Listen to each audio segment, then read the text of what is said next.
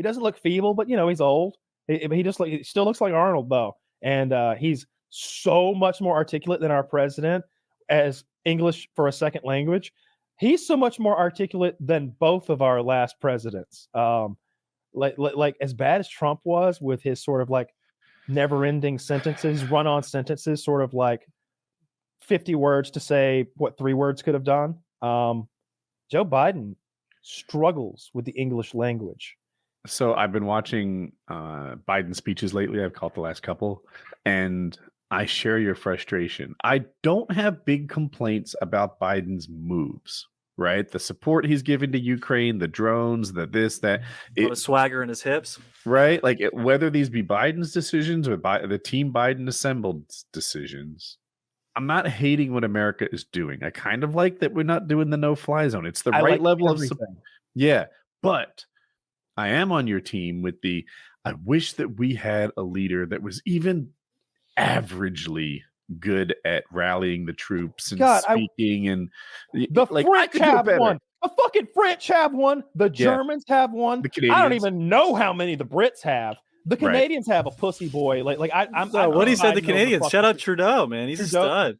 I like him more than you do, but I don't know. But I'm a big fan. He's the machoist man. Those car horns, they need to be stopped. Yeah, right. I like that move too. Stop.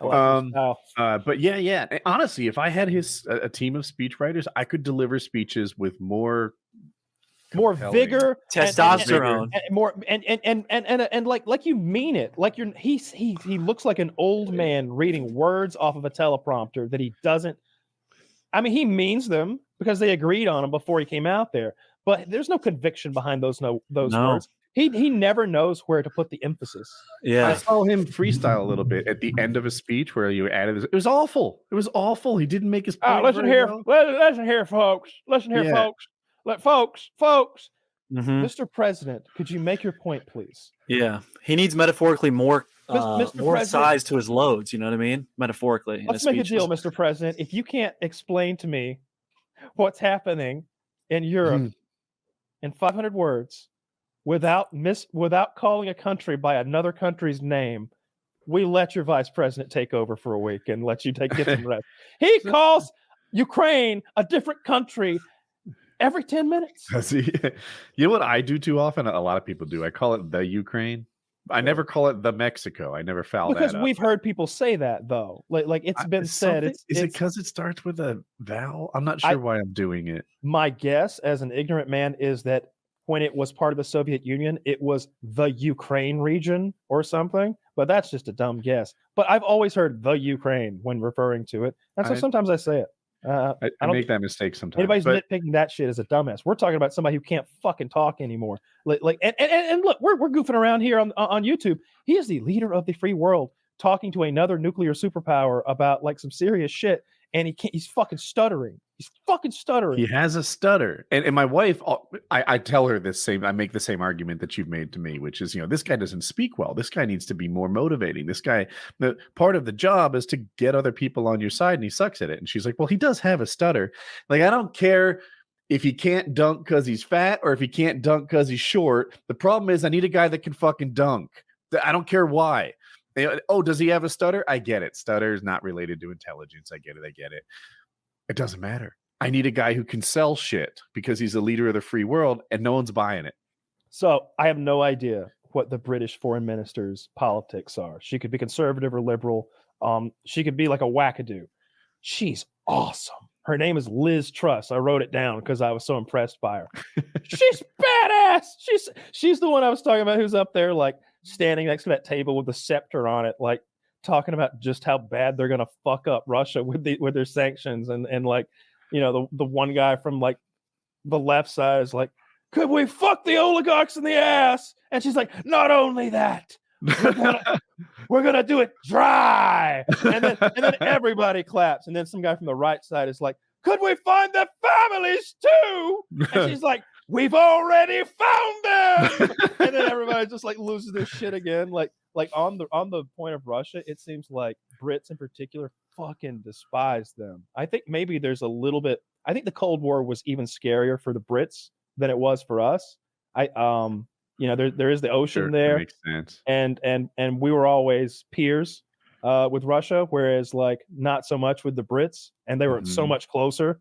I feel like there's more Russphobia coming from that locality than any other. Isn't that silly? The Russphobia nonsense. I haven't heard that, but you were talking about her leadership. I feel like the British Parliament system, the way that it's kind of showmanship, breeds good leadership, right? Like in America, you can get to the top by what? Getting the right corporations to sponsor your campaign, getting the right key holders to back you so that you get more fucking billboards and signs and whatever it is, right? Sure. In England, a huge part of success is doing well while everyone heckles you. So the people that rise to the top thrive at that. I don't know how true that is, but I'm gonna choose to believe it because it's fucking awesome. Like Taylor, I highly recommend that you like go down that rabbit hole and get into the it's that dry British humor. The guy who calls him a dodgy twat or whatever. Yeah, you can start there, but it's this fun mixture of like dry British humor from people who are genuinely, I don't know, quick-witted is the best way to put it. Like it, unlike our Congress, I don't think they hire too many dummies over there. These guys are fucking zinging each other in there. Like I never saw Strom Thurmond like break out a tight five and like have everybody rolling. Tight five. That old coot was just rolled him in there and he placed his vote. Like can you imagine if Biden had to do that? Like, how's everyone doing tonight? Yeah. We were just talking about how our president can't fucking put a sentence together, and it's 2 in a row now that haven't been able to speak well. Obama could speak very well. George Bush was folksy but not embarrassing. That's how I felt about George Bush because he wasn't incompetent. Like I feel like Biden is leaning towards dementia, whereas Bush was just a little silly and goofy, and I was okay with that. Prior to the last 2, they were all good. I'm thinking about it, right? Before W, who you're talking about, was Clinton. Clinton was a really good speaker. Before Clinton was HW Senior, and he did a good job. That Desert Storm stuff, all those red lines and ultimatums, and fucking, he was a stud till he raised the Before taxes. him was Reagan, who they literally called the great communicator, right? And even Carter was pretty good. So Carter lives like 45 minutes from me, I think. He's a Georgia boy, and we are all just disgusted by him. Like everybody I know, like growing up, even in school, the teachers would tell us. Like it was taught that he was a bad president. My father feels that way about him too. But me, like I feel like I'm more of a creature of the internet, and Carter to me is a guy whose decisions got better with age, like renewable energy and stuff like that. And he's also the Habitat for Humanity guy. Like that's who Carter is to me. Maybe I was more, I think his term ended is 76 to 80. It was the sounds Iran right to me. Stuff. It was the Iran it was the Iran. But 76 to 80, I was alive, but I was not paying attention to politics.